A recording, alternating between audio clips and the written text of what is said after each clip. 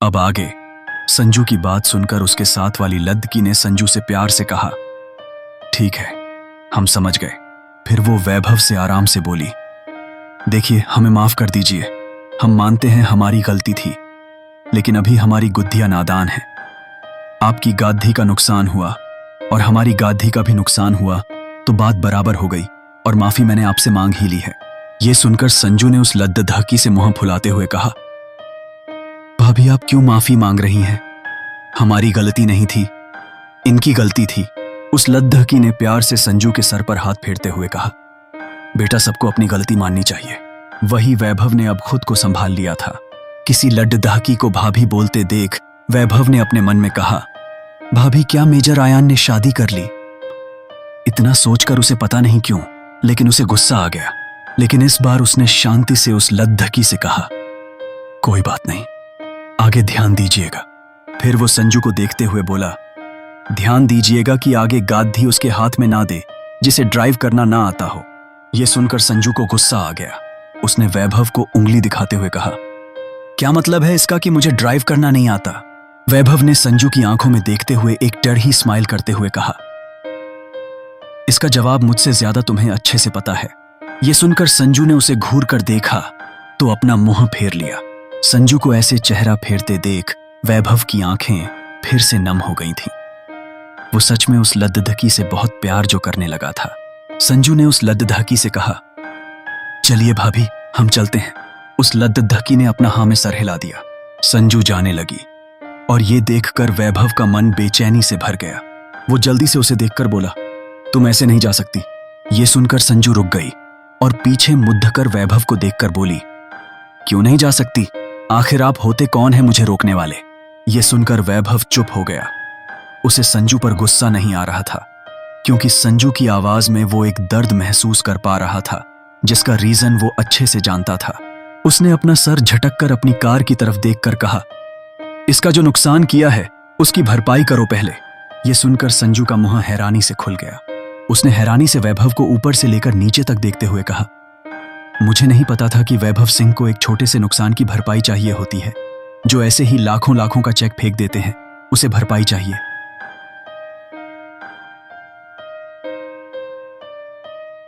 संजू की यह बात सुनकर वैभव ने कुछ नहीं कहा।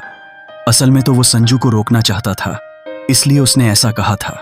वही संजू की ऐसी बातें सुनकर उसके साथ वाली लद्दकी कंफ्यूज हो गई थी। उसने संजू से पूछा, गुद्धिया, क्या तुम इन्हें पहले से जानती हो? अब ये सुनकर संजू हदबद्दा गई। उसने एक नजर वैभव को देखा जो उसे ही देख रहा था। उसने फिर उस लद्दकी से कहा, नहीं, मैं नहीं जानती हूं। अभी अपना गुस्सा दिखाते समय इन्होंने ही तो बड्डी अकड्डी अताज के साथ अपना नाम बोला था। संजू ने ऐसा कहा कि वो उसे नहीं जानती। ये सुनकर वैभव की इस बार गुस्से से मुट्ठियां भींच गई थीं। वो गुस्से से संजू को देखने लगा। पता नहीं क्यों संजू को अपने शरीर में एक ठंडी सनसनी महसूस होने लगी थी। उसने वैभव के चेहरे पर एक नजर डाली जो गुस्से से पूरा भर चुका था।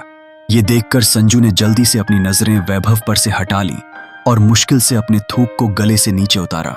उसने जल्दी से उस लद्दहकी का हाथ पकड़ी डिढ़ाते हुए कहा, भाभी, चलो, आपको एनजीओ जाने में लेट हो जाएगा। आपको वहां जरूरी काम था ना? चलिए, नहीं तो आप मेरी वजह से लेट हो जाएगी। तभी उसे एक लद्दकी की आवाज सुनाई दी, संजू, तुम भी यहां हो? उस आवाज को सुनकर संजू की आंखें बड़धी हो गईं। उसने पीछे मुद्द कर देखा तो उसे सामने ताहिरी नजर आई, जो एक बड़ी स्माइल लिए उसे ही देख रही थी। ताहिरी को देखकर संजू की आंखें नम हो गईं और होंठों पर एक लंबी सी मुस्कान आ गई। वो जल्दी से ताहिरी के पास भागते हुए गई और ताहिरी को गले लगाते हुए बोली, ताही दी आप। ताहिरी ने प्यार से संजू को वापस गले लगाते हुए कहा,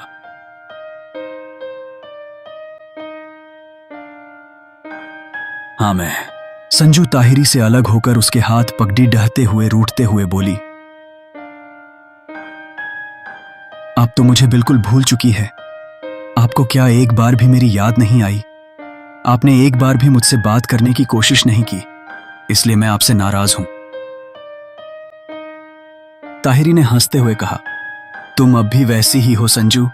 हम इतने दिनों बाद मिले हैं, इसलिए तुम्हें रूठना नहीं चाहिए।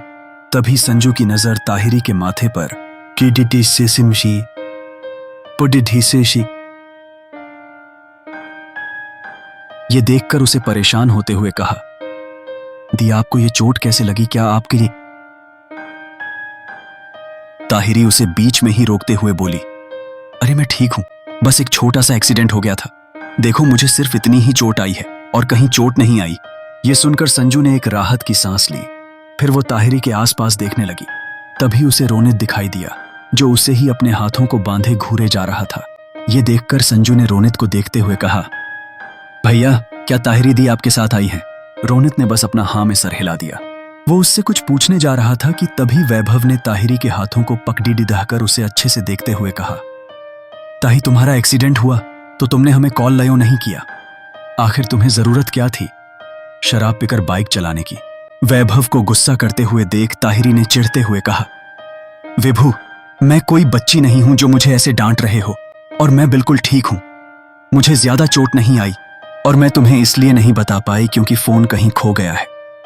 शायद गिरते वक्त कहीं गिर गया था, इसलिए किमशेशी। वैभव फिर कुछ कहने जा रहा था कि उसकी नजर रोनित की घूरती आंखों पर गई। रोनित को देखकर उसने ताहिरी को देखा तो ताहिरी उसकी बात का मतलब समझ गई। उसने शांति से कहा, जहां मेरा एक्सीडेंट हुआ था ये वही पास में थे, तो इन्होंने मेरी हेल्प की नहीं तो अब मैं कहीं बेहोश पीटी रहती। फिर उसने संजू को देखकर वैभव को देखते हुए पूछा, वैसे तुम यहां क्या कर रहे हो? आगे के एपिसोड्स के लिए लाइक एंड सब्सक्राइब जरूर करें।